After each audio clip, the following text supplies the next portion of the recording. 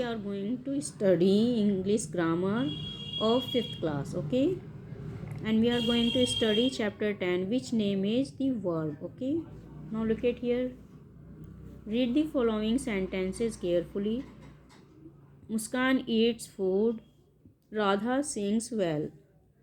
This is a wild animal. Fruits are ripe.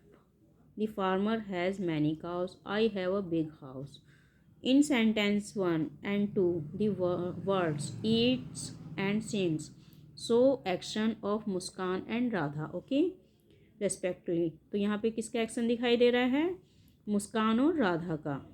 In sentence 3 and 4, the words is and are shown the state of begin of condition of wild animal and fruits respectively. तो दूसरी जगह क्या दिखाई दे रहा है हमें? Wild animal, यानी कि जो जंगली जानवर होते हैं और जो फ्रूट्स होते हैं उसके बारे में एक्शन दिखाई दे रहा है. तो थस वी कैन से, तो हम कह सकते हैं a verb is a word which से समथिंग अबाउट अ नाउन और प्रोनाउन, ओके. तो वर्ब क्या है? जो कि किसके बारे में कहता है? नाउन या प्रोनाउन के बारे में. और a verb is word which show an action state of being a position of a noun और अ प्रोनाउन, ओके. तो जो वर्ब क्या है? जो कि एक्शन के बारे में बताता है, ठीक है, नाउन के या प्रोनाउन के, उसे हम क्या कहते हैं? वर्ब, ठीक है. Now we are going to study about kinds of verb. There are 3 kinds of verb. How many? 3. Transitive verb, intransitive verb, auxiliary verb or helping verb. Now first we are going to transitive verb, okay. Read the following sentences carefully. Grandmother read the Ramayana. तो grandmother क्या कर रही हैं? Read कर रही हैं रामायण. स्तुति gave up singing. तो स्तुति ने क्या कर दिया है? गेव अप कर दिया है सिंगिंग को, okay. The prince killed a deer. तो प्रिंस ने किसको मारा है? डियर यानी कि हिरन को. Bhavya plays tennis. तो भव्या क्या खेल रही है? टेनिस. तो यहाँ पे क्या हो रहा है? तो in the sentences the verb read, gave up, killed and plays need something to complete their sense, यानी कि उनका जो है मतलब समझ में आ रहा है. तो ये सेंस जैसे reads, gave up, killed, plays, ये क्या है?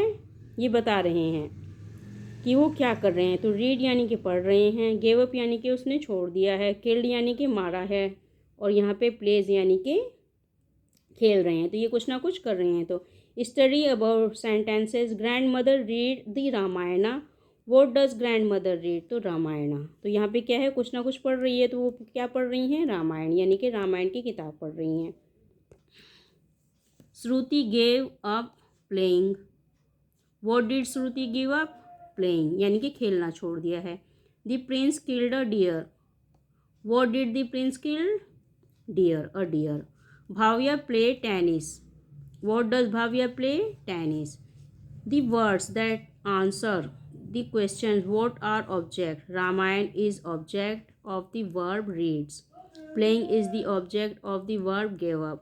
Deer is the object of the verb killed. Tennis is the object of the verb plays.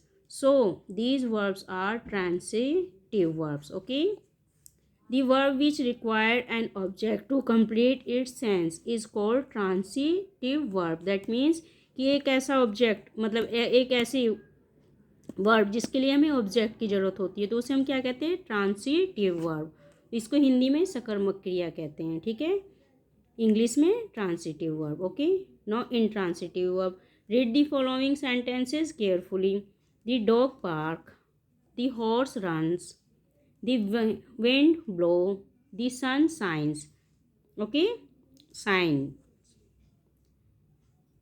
In these sentences, the verb bark, run, blow, and shine do not need object to complete their sense. तो इसको जो है मतलब इसको किसी object की ज़रूरत नहीं होती है, बल्कि वो खुद ही कर रहे हैं. तो they make good sense themselves. तो अपने में ही उनका क्या है? सेंस बन रहा है. So these verb are intransitive verb. तो ये क्या है? ये इंट्रांसिटिव वर्ब है, यानी कि अकर्मक क्रिया, ठीक है. तो हम कह सकते हैं कि the verb which does not require an object to complete it sense but makes complete sense it by self it called an intransitive verb. तो एक ऐसी क्रिया जिसमें कि हमें किसी भी ऑब्जेक्ट की ज़रूरत नहीं होती है, उस वो अपने आप में ही एक कंप्लीट सेंस होती है, ठीक है ना। तो उसको हम क्या कहते हैं, यानी कि वो अपने आप में ही एक सेंस होती है कंप्लीट, उसको हमें किसी ऑब्जेक्ट की ज़रूरत नहीं होती है, तो इसको हम कहेंगे इंट्रांसिटिव वर्ब। तो हिंदी में कहते हैं इसको अकर्मक क्रिया, ठीक है। अब है auxiliary verb. To read the following sentences carefully. The barber is cutting hair. The boy has done with his work. He is a man of will. These people are hard worker. In sentence 1 and 2, the word is and has are helping the verbs. Okay, cutting and done or to their form. Cutting presents participle and done past participle. Okay, in sentence 3 and 4, word is and are themselves are doing the verb. Okay, work of the verb. The words are also kind of verb. तो these are auxiliary और helping verb. तो ये क्या कहलाते हैं, हिंदी में हम इनको कहते हैं सहायक क्रियाएं, ठीक है। यानी कि ये क्या करते हैं, वर्ब में हेल्प करती हैं, हेल्पिंग वर्ब कहलाती हैं। तो हम कह सकते हैं कि the verb which help the main verb change its form और which does the work of the main verb is called auxiliary और helping verb. Okay, today we learn about 3 type of verb. Okay, I hope you understand very well. If you learn something in this chapter, you can subscribe this channel for more videos like this.